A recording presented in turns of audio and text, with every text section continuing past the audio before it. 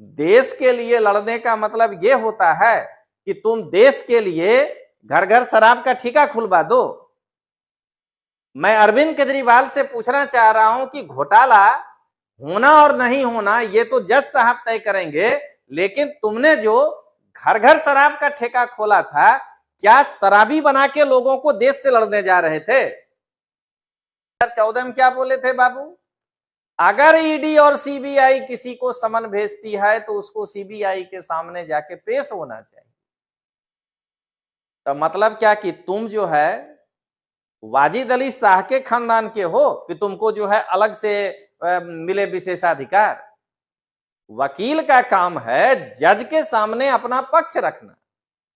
तो जो विद्वान वकील तुमको कहा है कि यह गैर कानूनी है, उस विद्वान वकील के साथ जाकर के दिल्ली हाई कोर्ट में या सुप्रीम कोर्ट में जाकर के रिट फाइल करो या वहां याचिका दायर करो और उसी विद्वान वकील को कहो कि जज साहब से कहवा दें कि यस, ये समन जो है गैर कानूनी है।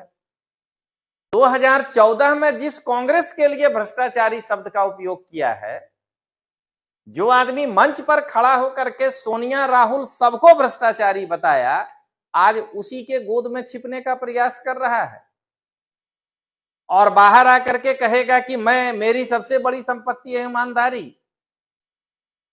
मैं सबसे पहले अरविंद केजरीवाल से यह प्रश्न पूछना चाहता हूं कि यूपीएससी पास किए थे कि जुडिशियरी पास किए थे? कोई भी व्यक्ति भ्रष्टाचार किया है कि नहीं किया है, यह फैसला अदालत करेगा कि यह फैसला एक मुख्यमंत्री खुद कर लेगा कि हम भ्रष्टाचारी नहीं हैं? नमस्कार दोस्तों, लोकतांत्रिक आवाज में आपका स्वागत है। मैं रजनीश सिंह तोमर, राष्ट्रीय संयोजक लोकतांत्रिक आवाज में भारत की जनता को हार्दिक नमन करता हूं।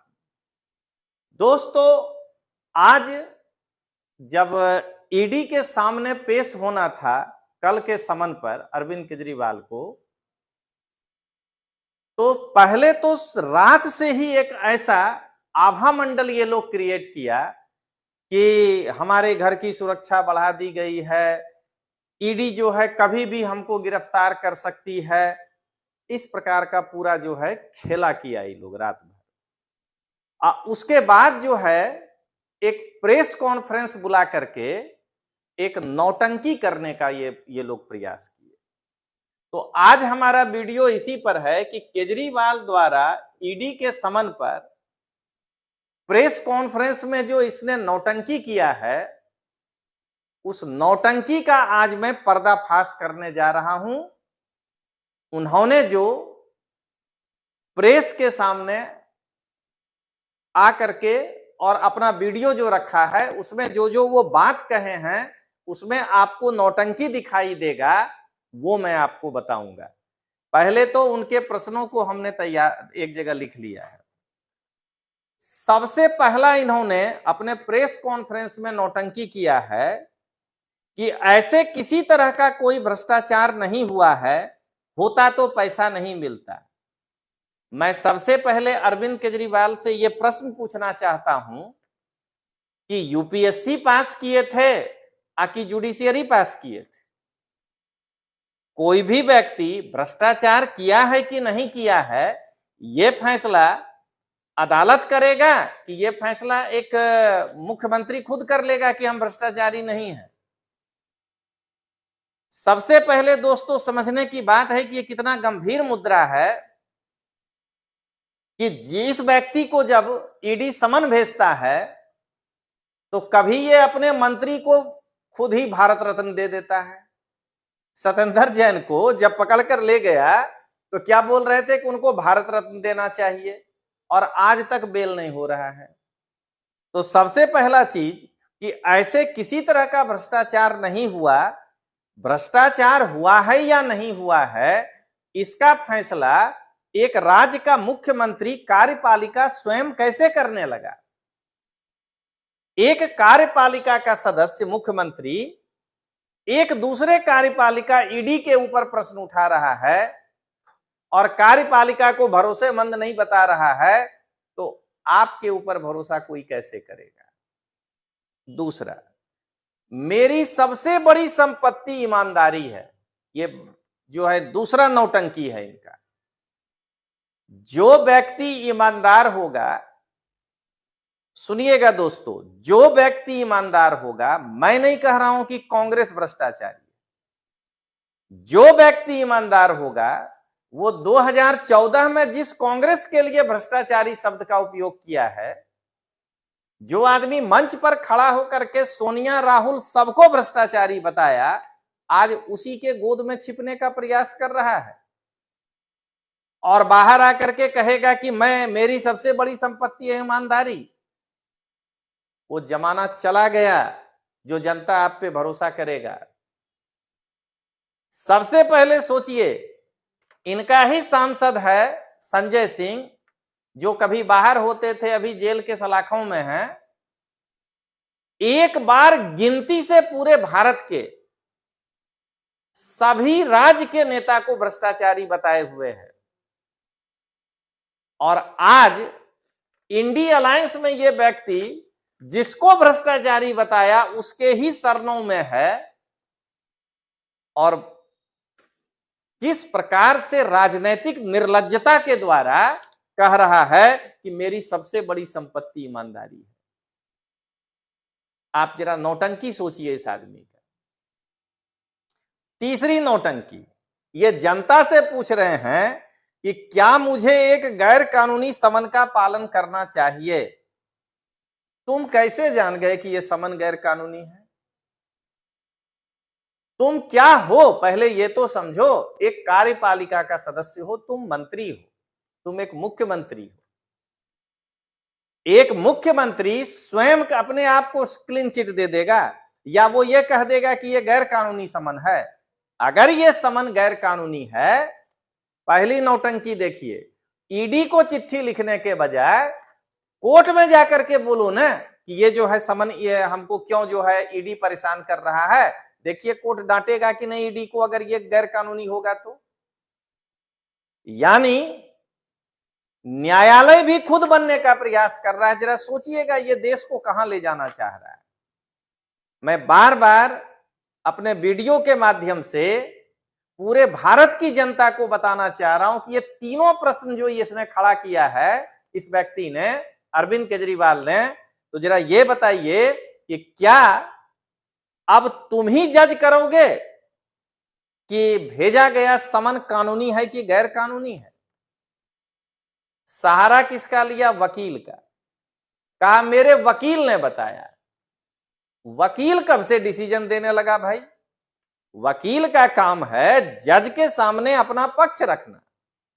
तो जो विद्वान वकील तुमको कहा है कि यह गैर कानूनी है, उस विद्वान वकील के साथ जाकर के दिल्ली हाई कोर्ट में या सुप्रीम कोर्ट में जाकर के रिट फाइल करो या वहां याचिका दायर करो और उसी विद्वान वकील को कहो कि जज साहब से कहवा दें कि यस, ये समन जो है गैर कानूनी है। अब आइए दोस्तों, चौथा जो है नौटंकी, ठीक लोकसभा से पहले मुझे क्यों बुलाया गया, पहले क्यों नहीं बुलाया गया? माना अब जेल जाने के डर से गिनती भी भूल गए हो क्या जी? ये तीसरा समन है, ये भूल गए? ये पहला थोड़े है। तुमको 4 महीना 5 महीना से ईडी बुला रहा है। अब क्या माने, तुम लोकसभा चुनाव साल भर पहले से कर रहे थे? जरा सोचिएगा दोस्तों, ईडी का पहला समन आया, दूसरा प्रेम पत्र आया, तीसरा प्रेम पत्र आया और तुमको तीसरा प्रेम पत्र में लग रहा है कि मुझे आज क्यों बुलाया, पहले क्यों नहीं बुलाया? पहले तुमको बुलाया ही था ईडी, तो तुम पहले ही चले जाते। अच्छे न होता कि मध्य प्रदेश में जो मट्टी पलिद हो गया, राजस्थान में जो मिट्टी पलिद हो गया, छत्तीसगढ़ में जो मिट्टी पलिद हो गया, तो कम से कम बहाना तो मिल जाता कि ईडी हमको गिरफ्तार कर लिया था इसलिए हम हार गए। अब आइए दोस्तों, ईडी और सीबीआई का इस्तेमाल करके विपक्षी दलों को परेशान करना चाहती है बीजेपी। 2014 में क्या बोले थे बाबू? पहले जनता को समझने का चीज है। 2014 में क्या बोले थे बाबू? अगर ईडी और सीबीआई किसी को समन भेजती है तो उसको सीबीआई के सामने जाके पेश होना चाहिए। तो मतलब क्या कि तुम जो है वाजिद अली शाह के खानदान के हो कि तुमको जो है अलग से मिले विशेषाधिकार? अगर हर आदमी को जो है, तब तो आज तुम देश को यह रास्ता दिखाना चाह रहे हो कि अगर किसी आम आदमी को पुलिस अगर मान लीजिए अपने पुलिस स्टेशन में बुलाता है तो वो आदमी पहले चिट्ठी लिखेगा उस पीआई को कि भाई आपका ये बुलावा गैर कानूनी है। जरा सोच करके देखिए कि ये आदमी करना क्या चाह रहा है। अगर किसी व्यक्ति को कल वो किसी का मर्डर क्यों न कर दिया हो, लेकिन क्या कहेगा, अभी तक कोई पुरावा नहीं मिला है मेरे मर्डर का, यही न कहना चाह रहे हैं। और ऊपर से जब उस आदमी को पुलिस आए पकड़ने तो क्या कहे कि आपका वारंट नकली है, आपका वारंट गैर कानूनी है। अब आइए, मेरी खून का एक एक कतरा देश के लिए है। अरे कॉपी मारने के पीछे काहे पड़े हो? यह स्टेटमेंट इंदिरा गांधी का था। जिस कांग्रेस को पानी पी पी के कोसे हो, आज उसका ही स्टेटमेंट जो है कॉपी मार रहे हो। 2014 में जिस भ्रष्टाचारी कांग्रेस को तुम्हारे अनुसार पानी पी पी के कोसते थे, आज उसी भ्रष्टाचारी कांग्रेस के बड़े नेता इंदिरा गांधी का जो है स्टेटमेंट को चुरा लिए हो। कॉपीराइट का एक्ट लग जाएगा, पहले ये समझो। और अगला, मैं हमेशा देश के लिए लड़ा हूं। कौन वाला युद्ध में लड़े हो? चाइना के युद्ध में लड़े हो, पाकिस्तान के युद्ध में लड़े हो? भाई, देश के लिए लड़ने का मतलब यह होता है कि तुम देश के लिए घर घर शराब का ठेका खुलवा दो। मैं अरविंद केजरीवाल से पूछना चाह रहा हूं कि घोटाला होना और नहीं होना ये तो जज साहब तय करेंगे, लेकिन तुमने जो घर घर शराब का ठेका खोला था, क्या शराबी बना के लोगों को देश से लड़ने जा रहे थे? जरा जवाब दो। और अगली बात, मैं अरविंद केजरीवाल से यह भी पूछना चाह रहा हूं कि मोहल्ला क्लिनिक्स में जो तुम डायग्नोसिस के नाम पर टेस्ट बाहर करवाते हो, उसका जो घोटाला निकल रहा है, तो वो क्या देश से लड़ने के लिए ये धन इकट्ठा कर रहे थे क्या, कि प्राइवेट पार्टी के साथ पैसा ले लें और धन इकट्ठा कर दें? एक दिल्ली के बुराड़ी का रोड नहीं बना पा रहे हो, एक दिल्ली के बुराड़ी में अंडरग्राउंड जो है नाला गटर नहीं बना पा रहे हो, और तुम देश से लड़ने की बात करते हो। तो सबसे पहले दोस्तों, आज भारत के लोगों को यही समझना है कि अगर इंडिया में सबसे बड़ा कोई आदमी राजनीतिक नौटंकी करना जानता है तो वो अरविंद केजरीवाल है। जरा सोचिए कि ये जितनी बात को कहा है, तो मतलब क्या सब तुम ही डिसाइड कर लोगे? मतलब आज ये व्यक्ति ये संदेश देना चाह रहा है कि अगर किसी आदमी को पुलिस भी मैंने पकड़ने आए वारंट लेके, तो पहले क्या कहे कि पहले वारंट की सत्यता बताओ। अच्छा, ईडी से पूछ रहे हो कि मुझे किस हैसियत से बुला रहे हो? क्या पुलिस स्टेशन से अगर कोई आदमी को एक नोटिस आता है कि आप आइए स्टेशन में, आपसे हमको बात करना है, तो क्या वो आदमी पहले पूछेगा कि तुम किस हैसियत से हमको बुला रहे हो?